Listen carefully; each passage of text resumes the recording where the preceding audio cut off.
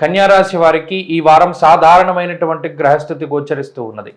ప్రత్యేకించి అష్టమ స్థానంలో ఈ రాశికి కుజుడు సంచారం చేస్తూ ఉండడం, సప్తమంలో ఉండేటువంటి రాహువు, భాగ్యస్థానమందు ఉండేటువంటి రవి, ఈ 3 గ్రహాలు ప్రధానంగా ఇబ్బంది పెట్టేటువంటి గ్రహాలు.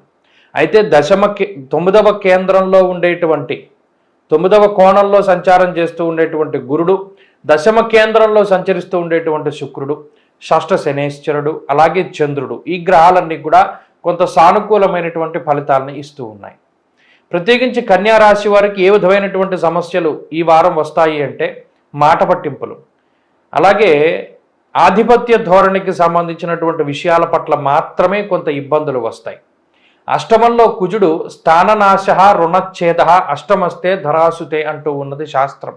అనగా కొంత రుణబాధలు అధికంగా ఉండేటువంటి పరిస్థితి. మీకు కావలసినటువంటి వస్తువును కొనుక్కోవడానికి మీ దగ్గర డబ్బులు లేకపోయినప్పటికీ అప్పు చేసి ఆ వస్తువును కొనడము, లేదా వాయిదా పద్ధతిలో ఆ వస్తువులు కొనుక్కోవడం లాంటి అంశాలన్నీ కూడా ఈ వారం కన్యారాశి వారు చేస్తారు. అలాగే కొంత అనవసరమైనటువంటి ఖర్చు ఈ వారం ఈ రాశి వారికి అధికంగా ఉంటుంది. ఆ విషయాన్ని కూడా వీరు దృష్టిలో పెట్టుకోవాలి. అంతేకాక ఆరోగ్యపరమైనటువంటి విషయాలను పరిశీలన చేసినప్పుడు ఈ అష్టమంలో ఉండేటువంటి కుజుడే వాతావరణ మార్పులకి కొంత ఇబ్బంది పెడుతూ ఉంటారు. అధికమైనటువంటి వేడి, శరీరంలో ఉష్ణ తీవ్రత పెరిగేటువంటి పరిస్థితులు, ఉడుకు జ్వరాలు రావడం, లేదా స్కిన్ ప్రాబ్లమ్స్ రావడం, లేదా మరే ఇతరత్ర ఇబ్బందులు, ఇవి తాత్కాలికమైనటువంటివే. కానీ దానివల్ల దినచర్యలో కొంత ఇబ్బందులు పాలయ్యి దినచర్యలు మార్చుకునేటువంటి పరిస్థితి, ప్రణాళికాబద్ధమైనటువంటి జీవనాన్ని ఈ వారం కొంత గడపలేకపోతారు. పనులన్నీ కూడా వాయిదా వేసుకుంటూ ముందుకు వెళ్ళేటువంటి పరిస్థితులు ఉన్నాయి. ఉద్యోగ వ్యాపారాల పరంగా కన్యారాశి వారికి సానుకూలమైనటువంటి పరిస్థితులు ఉన్నాయి. అనగా ఉద్యోగాన్ని కోల్పోయేటువంటి పరిస్థితులు కానీ, ఉద్యోగం మారవలసినటువంటి పరిస్థితి కానీ ఈ రాశి వారికి ఉండదు. ఉద్యోగంలోనే ఏదైనా చిన్నపాటి ఒడిదుడుకులున్నా కూడా ముందుకు సాగేటువంటి వాతావరణం ఈ వారం ప్రస్తుతానికి కన్యారాశి వారిలో కనబడుతూ ఉన్నది. అయితే చంద్రబలం పూర్తిగా ఉన్న కారణం చేత విద్యార్థులకి ఈ వారం మానసికమైనటువంటి ప్రశాంతత దొరుకుతుంది.